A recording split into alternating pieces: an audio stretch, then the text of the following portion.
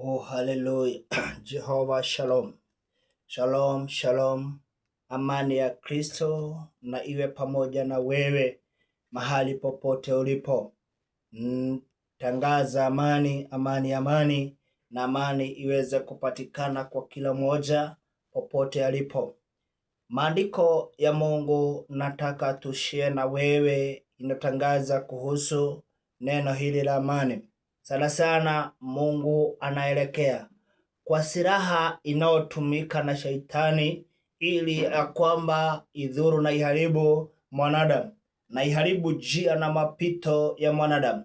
Shetani alijua ya kwamba mnyama ako na weakness, ni ya kwamba anatumika kwa njia zote, na diposa akatumia wanyama sana ili ya kwamba waanze kuleta vita kwa mtu ambao ameitanishwa na Mungu, sana sana kizazi cha Mungu, maana kuna uadui uliokuwa kati ya mnyama pia na mwanadamu. Lakini hapa kuna msemo unaosema katika maandiko, Mungu akija kula agano la amani na hawa wanyama. Hivyo ninaja kwako wewe uliye na tabia ya kutumia wanyama ili ya kwamba wanyonge watu nyakati ya usiku, ili ya kwamba wadhuru na waharibu kazi za watu. Unaweza inua kitu kikuta watu kiko mahali popote na wakose amani kwa kulala na kwa kufanya kazi, na hata kijiji fulani wakose kuwa na amani kwa sababu uliwainulia mnyama fulani.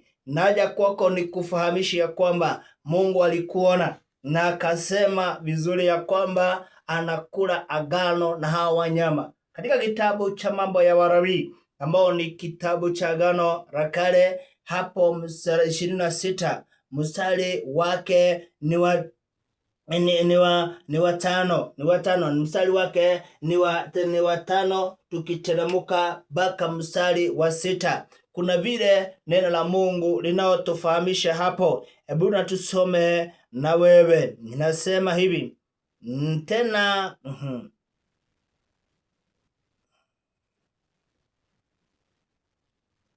inasema tena, kupura nafaka kwenu kutaendelea hata wakati wa kuvuna zabibu, na kuvuna zabibu kutaendelea hata wakati wa kupanda mbegu.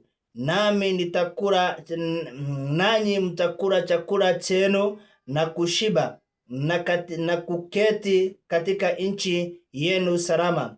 Nami nitawapa amani katika nchi, tena mtalala wala hapana atakayewatia hofu. Nami nitawakomesha wanyama wabaya katika nchi yenu, wala hautapita upanga kati ya nchi yenu. Hawa ni wana wa Mungu, jinsi ambavyo Mungu anavyowazungumzia, kwa sababu nyakati zile wana wa Israeli walikuwa na hofu sana.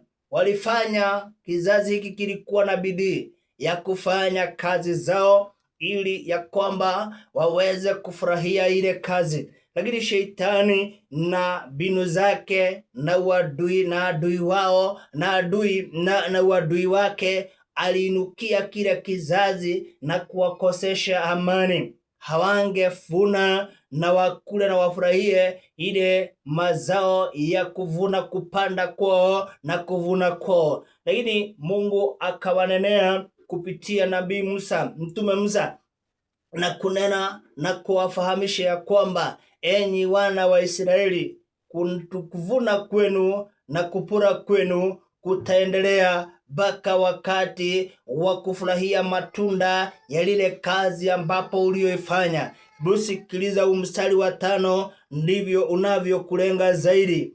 Tena kupura nafaka kwenu kutaendelea hata wakati wa kuvuna zabibu, na kuvuna zabibu kutaendelea hata wakati wa kupanda mbegu. Nanyi mtakula chakula chenu na kushiba na kuketi katika nchi yenu salama na kuishi katika nchi yenu salama. Watu wengi wamekosa kufurahia kazi ya mikono yao, kwa kuwa kuna wale ambao wanaowatia hofu katika lile njia anazozipitia wakienda kufanya kazi. Hata mahali ambapo wanapofanya kazi zao hawafurahii ile kazi walianzisha, lakini kukula kwao hawakuli wakiwa na raha na amani, kwa kuwa kuna mnyama anaoinuliwa hapo katikati na kuwaletea hofu. Maybe ni mnyama aliyeinuliwa na kuleta magonjwa kwenu, nawe unakuta kupura kwako pesa na faida ambazo unazozipata unazipeleka hospitali. Badala uwe na raha kwa kazi ya mikono yako, wewe unakuwa na huzuni. Mnyama huyo analeta hiyo shida zote, na ule upanga bapo unaopita katikati yako wakati unapofanya kazi. Mungu anasema ya kwamba atakula agano na hawa wanyama na kuwanyamazisha na kuondoa katika maishani mwako. Haijalishi jinsi ambavyo watu wanavyokuona ulivyo, lakini ukweli ni ya kwamba Mungu ametamka maneno mazuri na kusema ya kwamba atakula agano na kunyamazisha hawa wanyama. Hebu tusome nawe hilo neno, usiseme ni mimi nimelisema. Sikiza mstari huyu, anasema na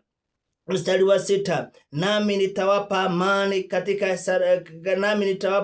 amani katika nchi, tena mtakula wala hapana atakayewatia hofu. Nami nitawakomesha wanyama wabaya katika nchi yenu, nami nitakomesha wanyama wakali katika nchi yenu. Hivyo kuna wanyama walionekana wanatia watu kineno linaitika hofu wakati wanapofanya kazi. Umeamuka, lakini unakuta ya kwamba wewe umefanya kazi kutoka Januari, kutoka mwezi tarehe 1 mpaka tarehe 30. Wakati unapoenda kupata mshahara, hapo katikati ya mwisho, katikati ya mwezi, kuna mambo yanaibuliwa ili yaweze kula ile pesa yako, na yawe kuache ukiwa na hofu, na yakuache ukiwa na huzuni, na wakosi, na yakuache ukiwa hauna amani. Natangaza jioni njema katika nchi yetu. Wanyama kama hao, maandiko ya Mungu imesema ya kwamba atawakomesha. Tazama, tumeanza, utawala umeanza vizuri, lakini katikati kunaibuka mambo mengine yanayotuma sisi tuwe na hofu na tuwe na uoga, kwa sababu ya umwagikaji wa damu, jinsi ambavyo unavyoonekana. Hao wanyama wanaotuma mambo kama hao yaonekane katika nchi, na yaonekane katika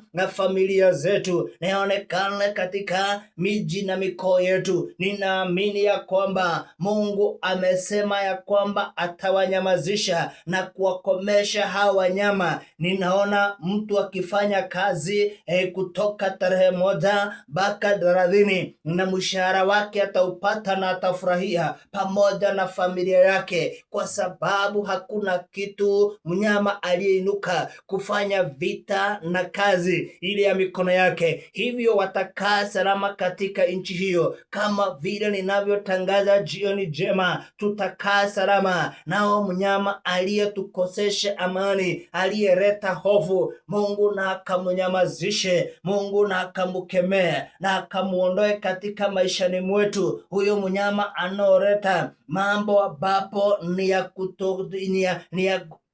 ukosesha amani. Tumelea mpaka mahali tumefika watoto wetu, sasa tunakuwa na hofu wasikufe, wasiwawe, kwa sababu kuna mnyama ambapo ameinuliwa. Jioni njema, ninaamini ya kwamba Mungu atakomesha hawa wanyama wakali ambapo wanaonekana wamefugwa. Mungu atawanyamazisha na atawanyamazisha, atakula agano na wao na kuwafahamisha ya kwamba usidhuru, usiharibu na wala usiguze kizazi chochote katika nchi hiyo. Barikiwa sana na Mungu, kwa kuwa Mungu ni mwema, anapoagana na wewe, na anapokuja kukutetea, na anapokuja kukomesha hao wanyama katika nyumba yako, anaokuja kukomesha wanyama hao katika kazi yako, anaokuja kukomesha wanyama wakali mahali ambapo unaofanyia kazi, ili ukae salama na ukule ukiwa na amani bila kuwa na wasiwasi, ufurahie ufurahie baraka zako, ufurahie kazi ya mikono yako. Amani ya Kristo itangaze kote na ubarikiwe.